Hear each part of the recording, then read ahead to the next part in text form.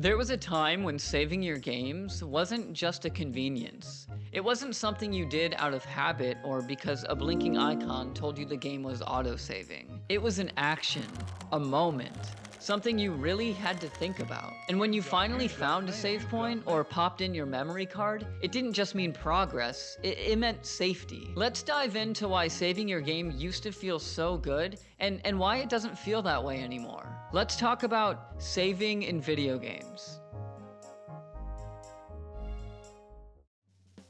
Before hard drives, before cloud saves, before autosave systems became the norm, saving was a physical act. You reached for the memory card, you found the save room, you paused, opened the menu, chose your slot, and confirmed. You watched a progress bar, and you waited, and then you felt relief.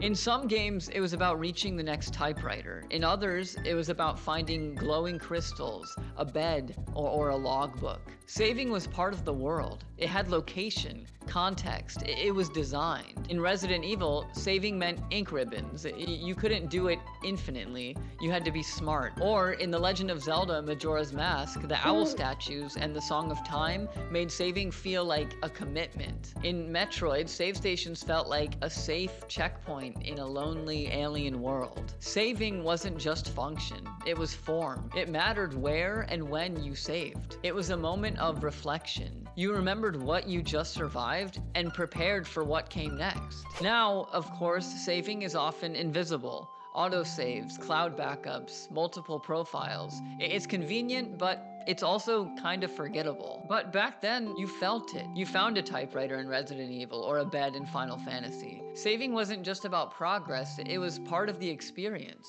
The hardware was also a huge part of what made saving feel so special. Memory cards, especially on the PlayStation and GameCube, made saving feel tangible. I remember as a kid, for years I didn't have a memory card for my GameCube, so I would just leave Star Fox Adventure on for weeks and weeks until the power would go out or my mom would turn it off, and then I would lose everything. Losing a save file back then felt devastating. I think this feeling is something that we took for granted and maybe misunderstood.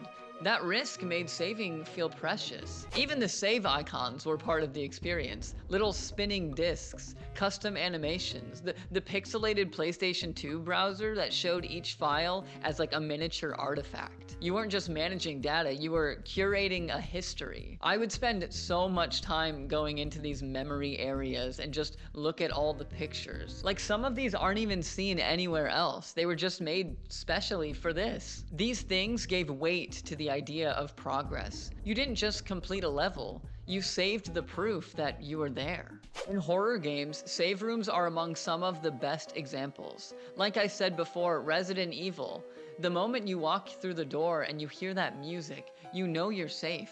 The camera angle settles, the enemies can't follow you, there's an ink ribbon on the table and a box to store your things.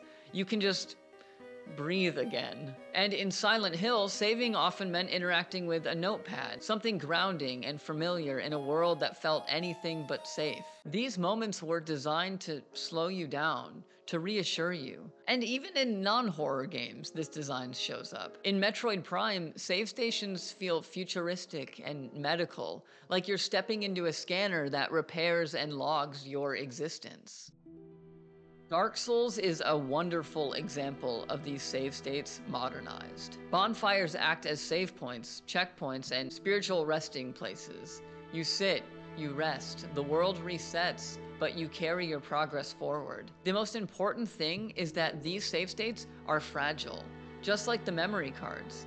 Any small thing could go wrong and then you're back to the beginning, losing all of your hard work that you've put in. The best save rooms don't just protect your character, they protect you, the player. As game design evolved, saving became easier, and that's not a bad thing. Autosave systems prevent lost progress, checkpoints reduce frustration, and quick saves offer flexibility. But they also remove something, the intentionality. When saving becomes invisible, it stops feeling meaningful. You don't think about it. You don't feel it. Modern games might show like a little icon in the corner, but you don't do anything. You don't choose when or where, it just happens.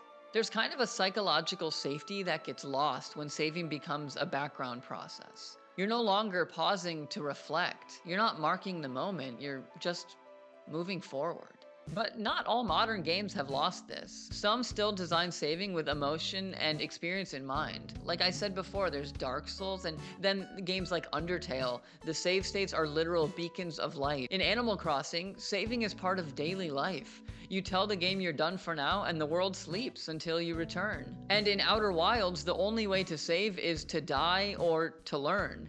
Every reset is a new loop. Every save is inside you, not just the file. Saving can still feel good. It just takes intention. It takes design that respects the player's time, but also values their experience. We're not just asking games to save data, we're asking them to save meaning. The feeling of saving your game used to mean more because it had to. It was about preserving your adventure, your choices, and your growth. And maybe that's why these old save points and those little memory cards still stick with us. They weren't perfect, but they mattered. Because in those moments, we weren't just playing games. We were marking our places in it. And that felt good. Thank you so much for watching, and if you're new here and you made it this far, thank you so much, and I hope you would consider subscribing, liking, and leaving a comment, even if it's just some feedback. I always love and accept your guys' feedback. And I'm sorry that these videos have been taking a long time to come out. I try to give the best quality that I can to every single thing I do, but I've been super busy. I work a real job too, so this is just kind of like my side passion project that I'm just working at. So thank you for your patience, and thanks again, and I'll see you next time.